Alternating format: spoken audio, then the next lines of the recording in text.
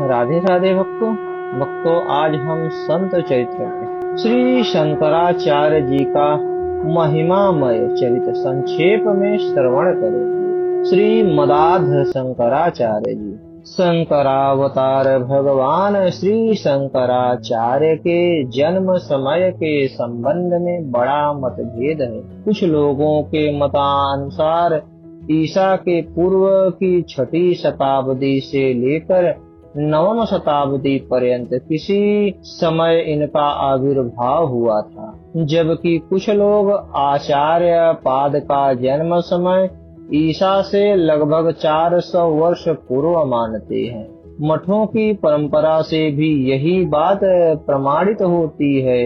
किसी भी समय हो, केरल प्रदेश के पूर्णा नदी के तटवर्ती पलांदी नामक गांव में बड़े विद्वान और धर्मनिष्ठ ब्राह्मण श्री शिव गुरु की धर्म पत्नी श्री सुभद्रा माता के गर्भ से वैशाख शुक्ल पंचमी के दिन उन्होंने जन्म ग्रहण किया था। इनके जन्म के पूर्व वृद्धा अवस्था निकट आ जाने पर भी इनके माता पिता संतानहीन ही थे, अतः उन्होंने बड़ी श्रद्धा भक्ति से भगवान शंकर की आराधना की। उनकी सच्ची और आंतरिक आराधना से प्रसन्न होकर आशुतोष देवादिदेव भगवान शंकर प्रकट हुए और उन्हें एक सर्वगुण संपन्न पुत्र रत्न होने का वरदान दिया।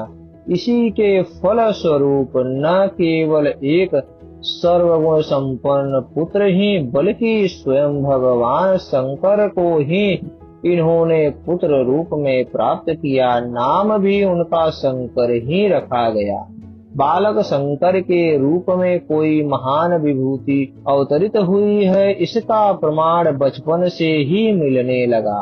1 वर्ष की अवस्था होते होते बालक शंकर अपनी मातृभाषा में अपने भाव प्रकट करने लगे और 2 वर्ष की अवस्था में माता से पुराण आदि की कथा सुनकर कंठस्थ करने लगे। 3 वर्ष की अवस्था में उनका चूड़ा कर्म करके उनके पिता स्वर्गवासी हो गए। 5वें वर्ष में यज्ञोपवीत करके उन्हें गुरु के घर पढ़ने के लिए भेज दिया गया और केवल 7 वर्ष की अवस्था में ही वेद वेदांत और वेदांगों का पूर्ण अध्ययन करके वे घर वापस आ गए। उनकी असाधारण प्रतिभा देखकर उनके गुरुजन आश्चर्यचकित रह गए।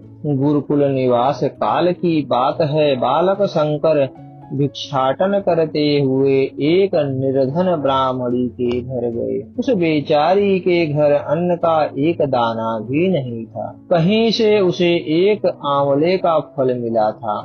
उसी को उसने ब्रह्मचारी शंकर को दिया और घर में कुछ न होने के कारण अन्न देने में अपनी असमर्थता व्यक्त की। उस ब्राह्मणी की दशा देखकर बालक शंकर का मन करुणा से भर गया और उन्होंने कनक धारा स्रोत का प्रणयन कर उसी से भगवती लक्ष्मी जी की स्तुति की। भगवती महालक्ष्मी ने प्रसन्न होकर ब्राह्मणी के घर को सोने के आंवलों से भर दिया।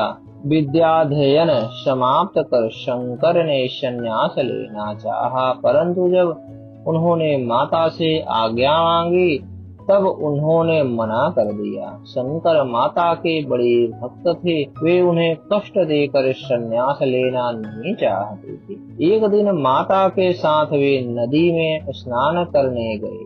उन्हें एक मगर ने पकड़ लिया। इस प्रकार पुत्र को संकट में देखकर माता के होश उड़ गए। वह बेचैन होकर हाहाकार मचाने लगी। शंकर ने माता से कहा, मुझे संन्यास लेने की आज्ञा दे दो तो मगर मुझे छोड़ देगा। माता ने तुरंत आज्ञा दे दी और मगर ने शंकर को छोड़ दिया।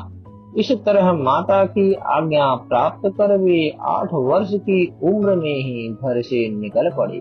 जाते समय माता की इच्छा के अनुसार यह वचन देते गए कि तुम्हारी मृत्यु के समय मैं घर पर उपस्थित रहूंगा। घर से चलकर शंकर नर्मदा तट पर आए और वहां स्वामी गोविंद भगवत पाद से दीक्षा ली। गुरु ने इनका नाम भगवत पूज्य पादाचार्य रखा। इन्होंने गुरुपदिष्ट मार्ग से साधना आरंभ कर दी और अल्प काल में ही बहुत बड़े योग सिद्ध महात्मा हो गए। इनकी सिद्धि से प्रसन्न होकर गुरु ने इन्हें काशी जाकर वेदांत सूत्र का भाष्य लिखने की आज्ञा दी और तदनुसार ये काशी चले गए। काशी आने पर इनकी ख्याति बढ़ने लगी और लोग आकर्षित होकर इनका शिष्यत्व भी ग्रहण करने लगे। इनके सर्वप्रथम शिष्य सनंदन हुए, जो पीछे पद्म पादाचार्य के नाम से प्रसिद्ध हुए। काशी में शिष्यों को पढ़ाने के साथ साथ एक ग्रंथ भी लिखते जाते थे। कहते हैं एक दिन भगवान विश्वनाथ ने चांडाल के रूप में इन्हें दर्शन दिए। उस समय आप श्री गंगा जी से स्नान कर आ रहे थे। चांडाल रूपधारी भगवान विश्वनाथ मार्ग में खड़े थे।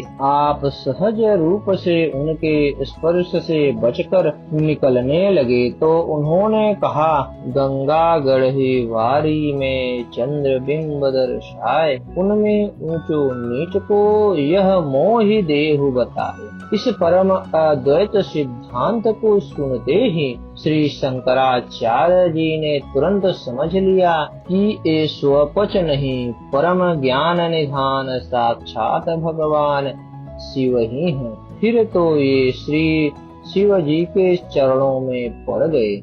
भगवान शिव ने इन्हें ब्रह्म सूत्र पर भाष्य लिखने और धर्म के प्रचार करने का आदेश दिया। काशी में निवास करते समय की बात है। एक दिन आप मणिकर्णिका घाट पर स्नान कर रहे थे। उसी समय भगवान वेदव्यास एक वयोवृद्ध ब्राह्मण के रूप में प्रकट होकर ब्रह्म सूत्र के किसी सूत्र पर विचार विमर्श करने लगे, परंतु होते होते वह विचार विमर्श शास्त्रार्थ के रूप में परिणित हो गया और 8 दिन तक लगातार गंगा तट पर ही शास्त्रार्थ होता रहा। अंत में आपने सोचा कि सामान्य मनुष्य के वश की बात नहीं है कि वह मुझसे इतने लंबे समय तक शास्त्रार्थ कर सके। अतः ज्ञान दृष्टि से देखा तो ज्ञात हुआ कि ये ब्राह्मण देवता और कोई नहीं, साक्षात नारायण के अवतार भगवान वेदव्यास हैं। उसी समय आपके शिष्य पद्म पादाचार्य ने भी आपको इस श्लोक के माध्यम से संकेत किया। शंकरः शंकरः साक्षात् व्यासो नारायणः स्वयं, तयोर्विवादे संप्राप्ते न जाने किम करोम्यहम्। यह सुनकर श्री व्यास जी ने प्रकट होकर दर्शन दिया और आपके वेदांत भाष्य की भूरि भूरि प्रशंसा कर अंतर ध्यान हो गए। इसके बाद इन्होंने काशी, कुरुक्षेत्र, बद्रिकाश्रम आदि की यात्रा की, विभिन्न मतवादियों को परास्त किया और बहुत से ग्रंथ लिखे। प्रयाग आकर कुमारील भट्ट से उनके अंतिम समय में भेंट की और उनकी सलाह से माहिष्मती में मंडन मिश्र के पास जाकर शास्त्रार्थ किया। शास्त्रार्थ में मंडन की पत्नी भारती मध्यस्था थी। शास्त्रार्थ में शंकराचार्य जी ने मिश्र जी को हरा दिया। तब भारती ने कहा कि मुझ अर्धांगिनी को हराए बिना आप विजयी नहीं हो सकते। तब आपने भारती से शास्त्रार्थ किया। उसने रति शास्त्र संबंधी प्रश्न किए। उनके उत्तर के लिए इन्होंने 6 मास का समय मांगा और अपने शिष्यों से कहा कि मैं मृत राजा अमरूक के शरीर में प्रवेश कर श्रृंगार रस का अध्ययन करूंगा। तब तक मेरे भौतिक शरीर की रक्षा करना। यदि वहां से वापस लौटने में मुझे विलंब हो जाए तो मेरे पास आकर मुझे मोह मुदगर के श्लोक सुनाना। उस राजा अमरूक के मृत शरीर में प्रवेश कर शंकराचार्य जी ने रति शास्त्र का अध्ययन किया। तत्पश्चात उनके शिष्यों ने मोह मुदगर के श्लोक उन्हें सुनाए और वे राजा अमरूक का शरीर छोड़कर पुनः अपने शरीर में आ गए तथा भारती के प्रश्नों का उत्तर दे उसे निरुत्तर किया। अंत में मंडन मिश्र ने शंकराचार्य का शिष्यत्व ग्रहण किया और उनका नाम सुरेश्वराचार्य पड़ा। इससे आपकी ख्याति बहुत फैल गई। एक बार की बात है, शास्त्रार्थ में आपने सेवड़ों को परास्त किया। पराजित सेवड़ा लोग अपने राजा के पास पहुँचे। राजा ने सेवड़ों की बात नहीं मानी। तब सेवड़ों को यह भय सताने लगा कि कहीं हमारा राजा शंकराचार्य का शिष्य न बन जाए। अतः उन्होंने राजा तथा शंकराचार्य को मार डालने का एक षड्यंत्र रचा। सेवड़ों का गुरु राजा एवं शंकराचार्य को लेकर एक ऊंचे छत पर चढ़ गया और उसने तंत्र बल से ऐसी माया रची कि चारों ओर जल ही जल हो गया। धीरे धीरे जल बढ़ता हुआ छत तक आ गया।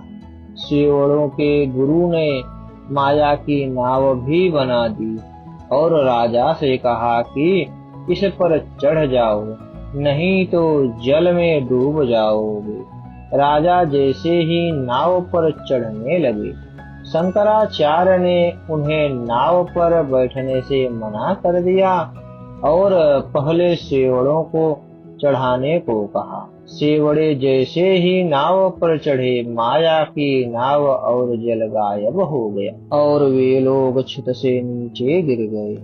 उन सेवड़ों के शरीर भन्न हो गए। राजा उनकी चाल और शंकराचार्य जी का प्रभाव समझ गए और उनके चरणों पर गिर पड़े। तत्पश्चात आचार्य ने विभिन्न मठों की स्थापना की और उनके द्वारा औपनिषद सिद्धांत की शिक्षा दीक्षा होने लगी। आचार्य ने अनेक मंदिर बनवाए, बहुत से लोगों को सन्मार्ग में लगाया और कुमार्ग का खंडन करके भगवान के वास्तविक स्वरूप को प्रकट किया।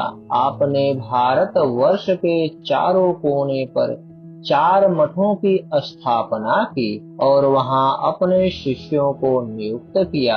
पूर्व में जगन्नाथपुरी, उड़ीसा में गोवर्धन मठ, दक्षिण में श्रृंगेरी मठ, पश्चिम में द्वारकापुरी में शारदा मठ और उत्तर में ज्योतिर्मठ की आपने स्थापना की। इन मठों के मठाधीश आज भी श्रीमद आद्य शंकराचार्य के नाम पर शंकराचार्य कहे जाते हैं। यद्यपि आपका लौकिक जीवन काल अत्यंत अल्प मात्र 32 वर्ष ही रहा, परंतु इतने कम समय में ही आपने छोटे बड़े 262 ग्रंथों की रचना की, जिनमें प्रस्थान त्रय, ब्रह्मसूत्र, उपनिषद और गीता पर भाष्य ही आपके यश को अमर रखने में पर्याप्त है।